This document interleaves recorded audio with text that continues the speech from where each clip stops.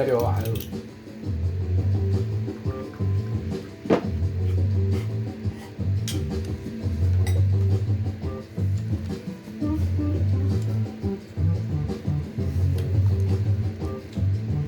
들어가. 들어가. 들어가. 일로 와. 진수 일로 와. 아, 일로 가. 아유, 웃겨.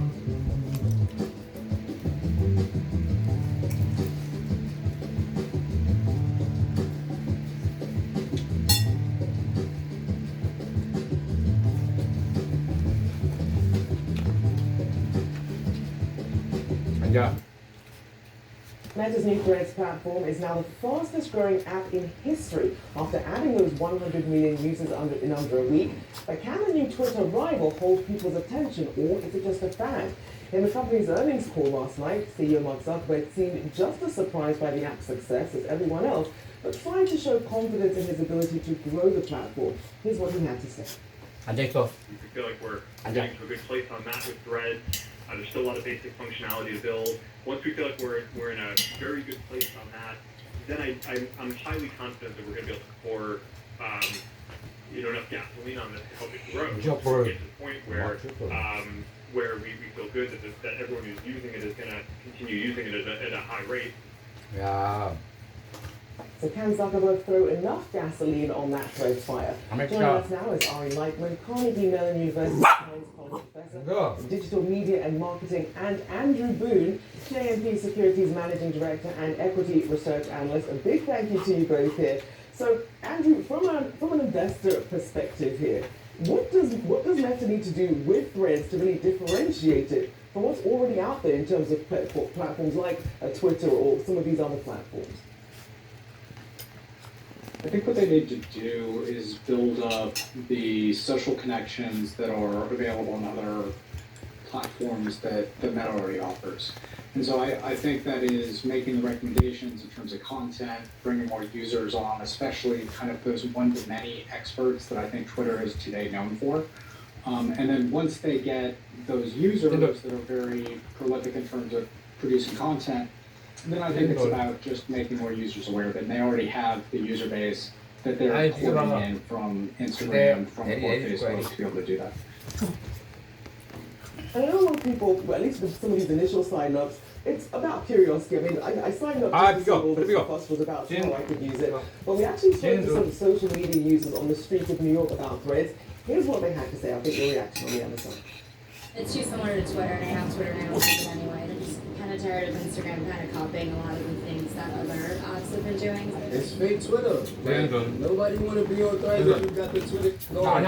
I set up an account. I don't ever go on it. I didn't feel the need to download it because it didn't feel new. I can definitely see Threads becoming a competitor with Twitter.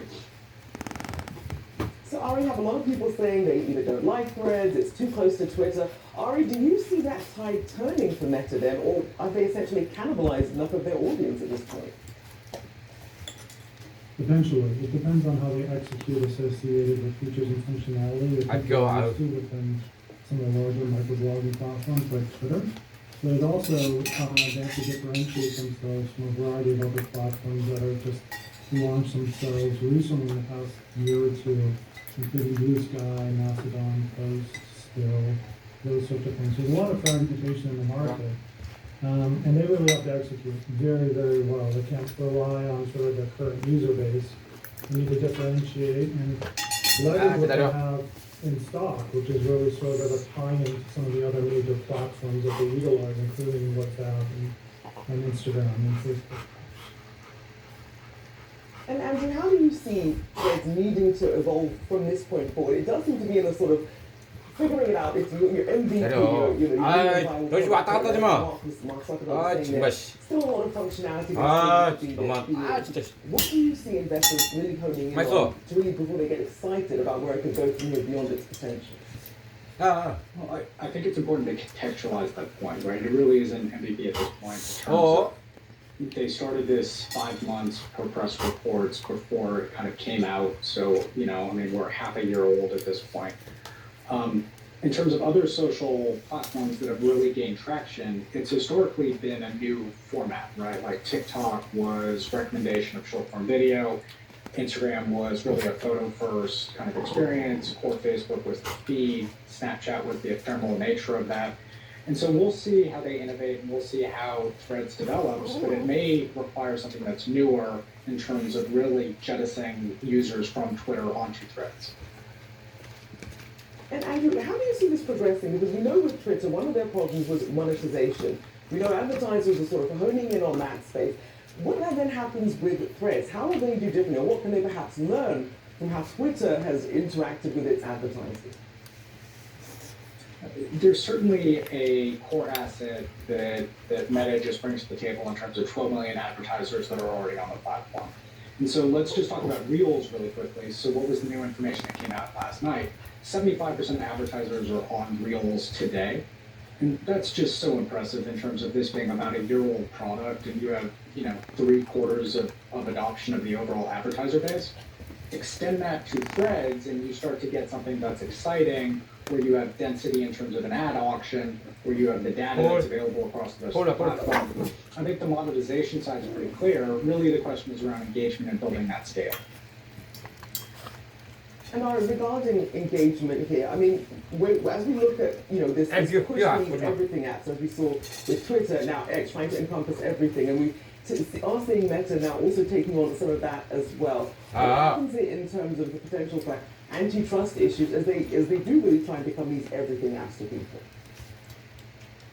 So part of the large issue is this idea of surveillance capitalism associated with if you go on an app, you sign agreements that collect a variety of data on you, including your utilization, your interests, your connections, and basically monetize that for advertising in terms of hyper-targeted advertising. So that's sort of the norm. Unfortunately, with companies like Meta, that accounts for 95% of the revenue base. So the push towards everything app is really looking at things like WeChat, which diversifies the revenue base associated with payments, associated with interactions, a variety of different utility that you can do within an app. We're trying to get there, and social platforms are having a really hard time because of the partnerships and sort of the ability to integrate and create good levels of utility across the board. It's really challenging to do. But to Andrew's point, I think with advertisers, really providing them less volatility, as well as providing them unique analytics associated with trending and analysis would be very beneficial associated with keeping that revenue base going, which is vital. And Andrew, do you have any concerns, I guess from an antitrust perspective, about what you're keeping an eye on as an investor as potential headwinds to Threads growth, and how it really fits in with the broader ecosystem of that? You never know what you don't know, right? In terms of antitrust and who's going to come at the various kind of tech mega caps and what's available.